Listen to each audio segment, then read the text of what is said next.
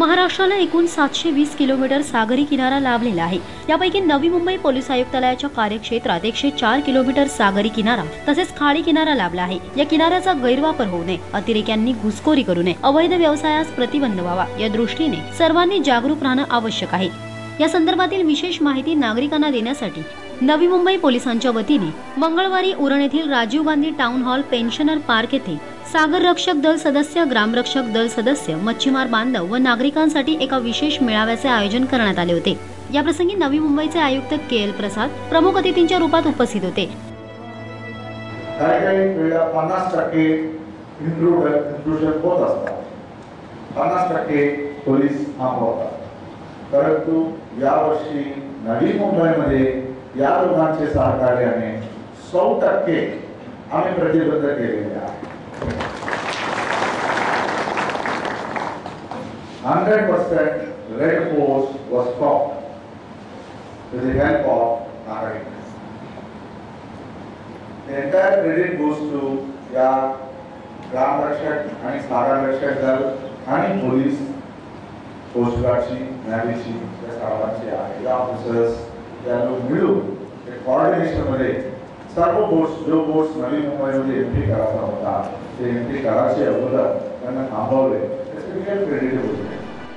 या प्रसंगी नवी मुंबईचे अप्पर पोलीस आयुक्त उरण नगराध्यक्ष गणेश शिंदे, परिमंडळ 2 चे पोलीस आयुक्त संजय ऐनपुरे, पोलीस आयुक्त सुरेश मिंगळे, परिमंडळ 1 चे पोलीस आयुक्त शहाजी उमप, विशेष शाखा पोलीस उपायुक्त विश्वास पांढरे, एनडीचे कर्नल संत सिंग, पोर्ट सहाय्यक पोलीस आयुक्त शशिकांत बोराटे आदी पोलीस अधिकाऱ्यांसहित सागर रक्षक, ग्रामरक्षक, मच्छीमार बांधव तसेच नागरिक यांची जाहीर मेळाव्याला उपस्थिती होती। सागरी सुरक्षेची प्रमुख जबाबदारी नवी मुंबई पोलिसांची आहे, परंतु फक्त पोलीसच यासाठी जबाबदार नसून आपल्या सर्वांची देखील ही संयुक्तिक जबाबदारी आहे। या कामी सागरी किनारा अथवा खाडी किनारी असलेल्या गावातील ग्रामस्थ स्वयंस्फूर्तीने सागर रक्षक व ग्रामरक्षक म्हणून कार्य करीत आहेत। ते जागरूक राहून उत्कृष्टपणे आपली जबाबदारी पार पाडत आहेत। तसेच यापुढे देखील त्यांनी ही जबाबदारी पार पाडावी। आतंकवादी हल्लेखोर हे समुद्रातूनच हल्ले करत असतात, यासाठी आपल्याला जागरूक राहणे अत्यंत गरजेचे आहे। समुद्रातून होणाऱ्या हल्ल्यांविषयी जागरूकता ठेवण्यासाठी समुद्रातील सुरक्षेविषयी लक्ष देणे देखील तितकंच गरजेचे आहे, अशी माहिती या प्रसंगी के.एल. प्रसाद यांनी उपस्थितांना दिली। मला या समजलेले आहे भरपूर गव्हर्नमेंट एजन्सीज कडून आणि पब्लिक कडून त्यामध्ये चुकी झालेली आहे। चुकी असा आहे थोडी पैशासाठी लोक काहीतरी वस्तू स्मगलिंग होत आहे म्हणून ते काला साबून पास होण्यामध्ये मदत केलेली आहे लोक। आणि काही बॉक्सेस आहेत त्यामध्ये काही एकेच आहे ते न पाहता एकेच मुंबईपर्यंत पोहोचवलेले आहे।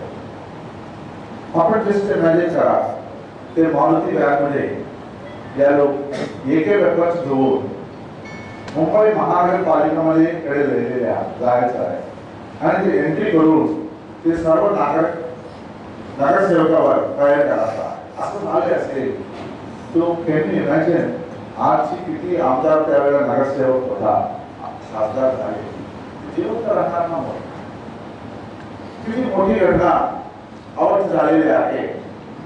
अल्टिमेटली ते लोक कॉलेजमध्ये पोलीस चेकिंग होता आणि त्यामध्ये गाडी सापडली आणि नंतर केस तसेच या प्रसंगी उपस्थित नागरिकांना इतर उपस्थित पोलीस अधिकाऱ्यांनी देखील सागरी सुरक्षेसंदर्भातील विशेष माहिती दिली।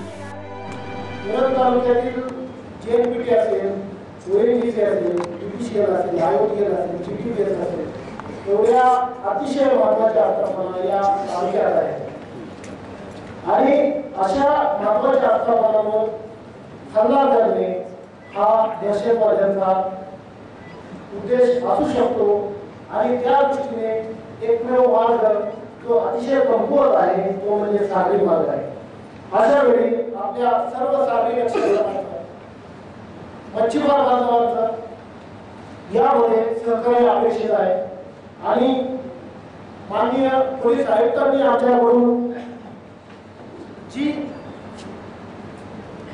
भावना व्यक्त केली की या देशाच्या भूमीवर कुठलाही परकीय नागरिक आता पाऊल ठेवू शकणार नाहीये, कारण आपण सर्व मच्छीमार बांधव आणि पोलीस सर्व नागरिक याबद्दल सतर्क होत आहेत।